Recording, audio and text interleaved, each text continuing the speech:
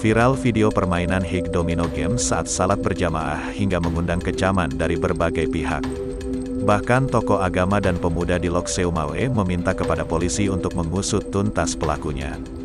Dalam video yang beredar baru-baru ini yang menghebohkan warga, terlihat sebuah HP sedang berlangsung permainan Hig Domino Game di kaki pria berkemeja warna putih. Ia dan jamaah lain saat itu sedang berdiri salat berjamaah. Tapi ada HP sedang online permainan Hig Domino Game judi online di depan di antara dua ujung kakinya. Hingga kini belum diketahui lokasi kejadian dan waktu rekamanannya. Beredarnya video tersebut membuat netizen geram.